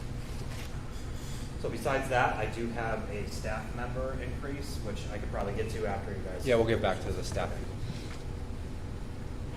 So as I sent Jim on a scavenger hunt for this, I really wanted him to take a lens of how do we get back to normal, and I don't mean that, but as he said, where our lines were, they weren't sufficient to what the standards are for what we need to replace stuff. So that's why you can see what he's identified pretty early on. He's also going to really attack the CIP with a lot of things. It won't go away, and so you'll be hearing from Jim probably quite a bit this year during board meetings. So example is our pumps have failed at Harold Martin for our septic. So that's why we're having a public hearing prior to the next board meeting. So things are starting to stare at us in the face, and Jim is already early identifying it. But this number, obviously we can be creative on how we attack it through a trust perhaps. But this is going to help us get back to what a yearly cost to run the campuses is. In the paving, we've had this discussion since you started on day one. It's not going to get any better. Paving only gets worse. And Jim, or hang on. So that's where we are with Jim. So when you're asking questions, go ahead, Norm. Jim, have you reached out to the electric company about potentially taking the trees down if they're close to the power lines? Usually they come out and they will determine whether or not it's on their dime instead of the district's dime. I have not, but I'll do that. We haven't got that far yet. Okay, All just right. a recommendation. Sure. This is really for next year's budget, so Yeah. that's some time. Mostly ash trees that are. I believe so. I think other ones, one of the non-invasives is we got some Norway maples in there. And then, yeah. And then the Yes. Well, they just kill everything underneath the ground. They just are water hogs. and the other ones are chilled. Very fast growing. Yeah. And all the bittersweet has basically eradicated all of the trees around. So even if they were good, the bittersweet's basically taken everything down. Which if you need a bittersweet plan, I've got a plan for that school. Because I hate it. Can I ask you a few questions? Sure. Okay, this is great. I know we've talked about this before, but I think one of the things we can talk about next week is that the town has a wildly significant amount of paving work to do. So if we can try to join forces with them from a paving perspective, I know that's already on your docket, but just reiterating that would be a great idea. I actually reached out to Dan already on that because Great. there's some other capital paving projects in the high school. Yeah, as we might as well. I think the trees and the bittersweet eradication are great, and it's just a plan that needs to happen the right thing. For your oil prices for the 3/6/33, are we on a prepay or I know that that's sort of a different thing, but is that Well, real? so remember, we're talking about the heating season really for 23 going into early 24. So we're So anticipating what, that it'll drop? we have an energy buying group that we're contracted with that does bids for us annually. Great. They also, during the budget process, give me estimates of what I need to use. And so Yep. that's what they That's what they suggested that I projected. use, Okay. yeah. Awesome. And then, I don't know where this would go, but if we have the Energy Steering Committee, if we were gonna do an energy audit, I honestly don't know if those are free or if they cost money, but we need to look at that. Would that go under this budget? Would that go under, It's gonna live probably in there for the majority of it. okay, so we just might wanna include a line that's in there just as I anticipate, well, I guess that would maybe happen sooner, but, I would think you would probably have answers by the time we're finalizing. great, Yeah. okay, cool. Thanks. Other questions? Anything else for Mr. Rozicki? Rob? There's a lot here. There is? Again, this is good detail. So we'll save those for later? Yeah, I mean, I think it's the same question as, how do we, is this a CIP thing to offset Yep. revenue? Yep. Where, Article 10, all the things, that's gonna be that discussion, but the detail you can see what he's evaluated and he's protecting. We always talked about Michelle always protect the house, and now you have another set of eyes, so. All right, we got one left. Great. Michelle, you wanna do it or me? It's up to you. I mean, I can do it, but Becca's got to do her little part, remember? Yeah. Oh, sorry, Becca. No, it's all right. She's got like, I don't mean it It's in in a there. negative way, but I mean, because of what you talked about What I earlier. led with, I literally started the meeting about Becca. This is just for the topic of discussion so that the board's aware. We're trying to figure out, in my previous position that I was Becca and Hampstead, I had a curriculum, so when we talk about books, it was under me. When we talked about math programs, you lived it in Newport. So we're gonna be, it's way too, can't do it this year. Yep. Yeah. But next year, we're gonna figure out how that works. Did you pull, I'm looking at you, sorry, we had the discussion this morning, when you were in Newport, did your line items get pulled from the buildings, or were they living in your? They were living in mine. They were living in yours, yeah, I think I had the same thing. So anyways, long story short, that's what we're gonna start to do, so I didn't mean to not talk about you, but go ahead. We got 2 left, Becca, go. There's not really anything. I didn't wanna hurt your feelings, that's all. My feelings aren't hurt. All It's right. okay. I think maybe just the highlight is that there were a few things that are used in more than one school, so pulling it to a district and trying to negotiate prices as a district rather than individual schools. There's a few things that we try to do that with. So as we find more of those things, we'll try to do that in future years, pull them out. Well, can you say at the next level, you've had success at that already? So, I mean that. Like, she's already saved us $2,000 with one program that she negotiated down. So, those are some of the things that we're gonna work on. But yeah. Just fly your flag when you can, please. I enjoy some of the negotiations. I don't know. Yeah, go ahead. So, and would PD days eventually come under you, like, or any of the training that you did, is that already categorized in here, like for the August, the 3-day program? Or are those costs broken out by school or under the SAU now? I don't understand what cost would we have? Which one are you pointing at? I don't know, like, I don't know if there's any costs associated with the professional development Those are all day. internal. Yeah, or like the 3 days that you did in August, like if there's any costs or no It'll cost. start going, yeah, as we develop a PD. Most of our stuff is done internally. Yep. But yeah. I know where you're going with that, Like but Some yes. of those things were, like the illustrative math, there was a training that was done, that was already, I think, pre-booked well Totally. prior to my arrival, so that was already negotiated, taken care of. You see vector training in there? Yep. So that's the new one that Becca found, so that Great. we meet all the laws, so yeah. And a lot of those costs are offset because we're shifting away from some of the management stuff we use now for professional development, so my learning plan, things like that, we're shifting it all into a larger vector suite, and so those costs are offsetting. Great. Any questions for Becca? Great job. All right. Michelle. So I have the remaining of I'll call it discretionary, although as you know, some of this is not discretionary, but the non-salary and benefit items. So on the report, you see just under $249,000 is the increase of the remaining items.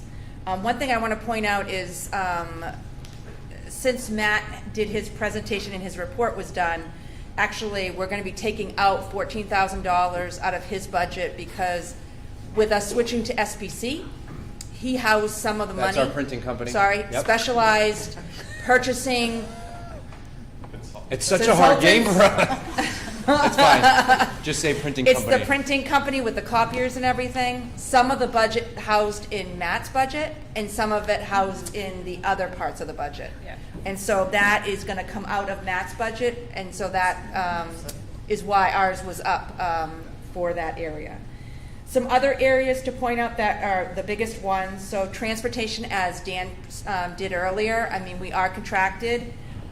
We also are contracted for our diesel, anything over $3.08 a gallon, we have to pay. And so they were nice enough not to charge us last year. But that's not, I mean, our contract says that we are obligated to pay it. And so not knowing what that price is, as well as just our regular contracted price for the 8 buses that we run. So transportation is up $140,000. Another big driver is food service, which last year you guys, we talked about the food service deficit that we've had in the past, which if you look at the last page, last year was a good year because the government paid 100%, so we actually had money, which will help us with this year. But the year before, we had a loss of $155,000, and we had nothing budgeted. So I suspect we'll be at least 150, if not more than that this year, which between the amount that we're carrying in fund balance and the 75 will do pretty good for this year. But what I'm looking to do is to increase it to 150,000, which will still be short because every year, you know, food's going to go up, salaries are going to go up. But at least we're getting closer to that amount because as we have worked away at our fund balance at the end of the year in our regular budget, we still have to meet the deficit, so we would have to freeze things, which has happened in the past before for that and other items. Let's see. Those are the big things. The other thing is supplies, obviously, like everybody else, and legal. We did increase some for legal. The state, and for that, the state case is in motion.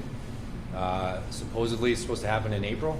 Correct. So we anticipate, no matter what the verdict, Mm-hmm. that there's going to be an appeal. So either way, so that's why that's in there. No, you hit all the big ones. I want to go back to the printing one. Mm-hmm. That's the high end on the switch. Correct. Because remember, we actually get charged by the print now. Exactly. So if it comes in lower, it'll come in lower. But that number is the 48,561 is still almost $5,000 less than what we had previously been spending. Plus, we have the infrastructure upgrade. So that, remember, that's a long-term play that's going to help out. And I want to, as we're wrapping up here, and you can ask Michelle and I questions, I want to reiterate why food service is in there, why Mr. Rizicki put in paving, pothole.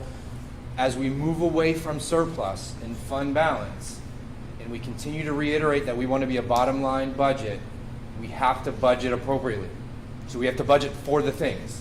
We can't anticipate having a surplus. We don't want a surplus. We don't want a significant surplus.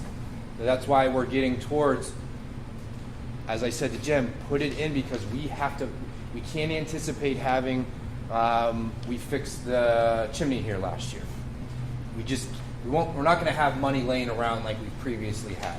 So that's why you see increased costs, but it's because of appropriate budgeting. So I just need to reiterate that because it's the second cycle with me, and it was hard to wrap everyone's brain around it. Everyone I saw last year, the budget committee, all those things. We're trying to get away from the 0.8s and we're trying to get to bottom line budgeting so that everything that we ask for, I use the cheesy example. If I ask for $20, I plan on spending $20. I don't plan on spending 10 and then asking for 20, 30 the next year. So I don't want everyone to panic when you start reviewing the documents. Just definitely ask questions. So, questions for me? I think at some point we're going to need, like the food service thing is a little bit of a foggy quagmire of how this all works, and I think it would probably be good for everyone if we did some sort of audit that says these are the salaries per building, this is what we spend on food per building, this is the revenue we get from kids, this is the revenue we get from the state, this is where that picture needs to be a lot clearer, because the old operation of running it as $1 and then paying for it, we need some clarity on maybe the last 2 or 3 years and what that looked like. Well, that might not be a good idea. Pre-pandemic. Pre-U.S. government paying for it. Right. But I think it would be good for everyone to get a better sense as to what the costs are, what the revenues are. Very, very clear, one-page audit. We'll work on it. We'll work on coming up with a one-pager. Maybe in finance we can review it through finance committee. Yeah. See what's digestible, and then put something out there. Because I know someone's husband in this room is going to be asking me a lot of questions. Oh no, he's not on it. He's not a budget He anymore. won't be You're asking me a lot of free. questions. You're good to go. But that was definitely one with the town budget that was having a hard time wrapping their brain around it. So. Yeah. But we can't, as you said, we just can't anticipate 150,000 sitting in surplus anymore. Remember, our goal is to get that surplus down to not. You know, I said typically we were previously anywhere between 200,000 and 400,000 at the end, and that typically was driven because someone switched benefits in the middle of the year. You didn't fund a position, but all the other things were all accounted for. Yeah. I would just like to include a PSA. I think Patrice has done a really good job of looking at the traffic entry into and out of Harold Martin. We're going to get to positions in 1 second. Totally. That's not that. It's just that school buses are a flat cost, and if there are parents listening anywhere and they want to put their kids on the bus, it is environmentally awesome and cost beneficial to the district and helps with traffic. Go buses. Yeah. Go buses. So to wrap up, you'll notice that positions are not in there yet. Michelle is still working on some of that, but the benefit to this year compared to last year is last year we were in negotiations, so we weren't able to target what we were going to be. Good news is we have the contract, so we'll be able to solidify a lot more of that quicker. Going around the room, I didn't want to spend a lot of time on positions tonight because it can get into the weeds. Mandy already talked about her positions. Carrie, we're going to talk about level staffing finally, right? So we've been paying for that at ESSER, moving that position finally into 4 pre-K through 6. Patrice is not the one, but what was the other? Music. Music, thank you. Making music full-time. And we're going to talk about scheduling, which is always what we talk about and what the alleviation of a full-time person can do. Common planning time, actually offering better quality, all of that. Jim's going to talk about part-time, what's it called? Custodian. Matt's going to talk about re-engaging back to a person on his team that was eliminated, but that might look more not just tech-driven, but communication-driven, webmaster, social media master, all of those things mapped into one. Chris, we're null. Becca's nothing. Michelle, do you want anyone? I'm just kidding. Michelle's in a lot better spot this year. A lot better. And so those are really what you'll start to hear at the next session, us being able to finalize some of that stuff. Nope. Crossing guard is one of the ones that keeps coming up through safety and security. So. That's a good job for Thomas. He's a volunteer. He'd be good at that. He does, yeah. I mean, Park that little vehicle of yours in the intersection. we already do a lot of Main Street, put your hand out, slow Well, down. even though it's off topic, I met with Jim today in one of our weekly meetings, and he had mentioned that not only him, but along with Chief Hennessy, they're working with the state significantly on reducing maybe the speed limit to 10 miles an hour instead of 25. We're also, we talked about today, I live down by the rail trail. Everywhere I go, there's the blinking lights. Like, the people hit it. It doesn't go off until you hit it, and then it goes off. So we're working. Again, it's state road. It's not us. Can't do it. It has to be through them. We're working on both the middle high school here and there. So. Any other questions for the group? And then public comment. This is really great, everyone. Thank you very much. And then are we going to, so we're going to talk about this stuff as a board at our next meeting. Yeah, at the board meeting. What are we going to, I know that we cannot make all of this information public, specifically Mandy's, but if we can make some of it. Yeah, I'll work with Michelle on putting draft across all of it, That'd be and great. certainly putting it out there. Yep, so the only one that Yep. won't show up will be Mandy's. We can't- Because that's too specific. We can black it out. Oh, can you? Oh, you can Well, black there's it some out. names on there. Yeah, I would take the name off. Yep. Yeah. And indications of needs, yeah. And Well, there's locations of programs. Yep. and things. I was gonna say, there's no student names. and Yeah, they're on but there, you the can, notes it's will easy clearly- identifier. It's really not Yeah, that. just take the notes out. You'd be. Yeah, good to go. that's Yeah. better. It's Yeah. fine. Yeah. Take the notes out, that's Yeah, fine. Get it redacted so that it can be Yep. shared. Because and- even though it's not names, the service of the one, I'd without be able to question. tell right away. Without question. Go ahead, Norm. No, I just want to say thank you to all the leadership team for their reports tonight. We're changing our budgeting process so it's a lot clearer, and I appreciate all the details in the column explaining their increases and decreases. It was very helpful for tonight. Thank you. Norm, you should go with that, man. Just get exhausted. All right. So with that, we're going to open up our second public comment. If anyone has a comment, this was really an informational meeting, so you can tell that the four of us are also. Just going through this and listening, it was a little bit difficult for me to know what was significant and what wasn't significant, because I don't have the privilege to see the dollar values. So I did have one question for Mr. Ziggy. You mentioned control contract at Harold Martin. There's no, I mean, I talk about $200. I don't even know what, you mentioned it, I don't know what it is. I'm sorry, it was 4,000. It was 4,000? Yeah. Okay, and what is that? So it's at each school like this, we have a building automation system, which basically is a computer Like system. Honeywell? Yes, that's exactly. Yeah, So it runs it's the school. a yearly contract. They come and they do firmware updates. They do, I'm setting off a Siri here, but they do firmware updates. They actually come on site and make sure that things are commissioned. Like, oh, the damper says that it's opening. Is it necessary, true? and we Yes. didn't have a contract right now. Well, again. So years ago, we had all the buildings with Siemens. When we went for the building project, we switched to Train. So we had a year that we didn't need, obviously, we didn't do Siemens. So the other two buildings are still Siemens controls. Is that still related to the performance contract, or is that, no? No, it has to do with, we have all seen, it would cost, I think we had the money in CIP, $500,000 plus to switch out of Siemens. Okay. And all of their stuff is proprietary. Yeah, it is. So you can't use anything else, which is why we're making the move away. Because with Train, you can use other. It is, yep. It's like an open platform. Yep. Yeah. And with Siemens, did we buy that through the performance contract? No, way before the performance contract. Okay. Yep. And is there a way to get the numbers, or to? Yeah, we're gonna put it That's on. what I was just saying. What I was just saying, making all of It would have been this. better to have had it. So the reason why, and Or I was, tonight. yeah, and I agree, disagree type of thing. I want them to be able to present the information, so the understanding behind the why, so that information sometimes is misinformed at the why. And so we want to allow them, who've spent the last 2 months putting it together, the opportunity to provide it, and then it'll go live tomorrow. Well, I don't like that answer, I understand that answer. Okay. Thank you. Yep. Any other public comments? No? We're good? All right. All right.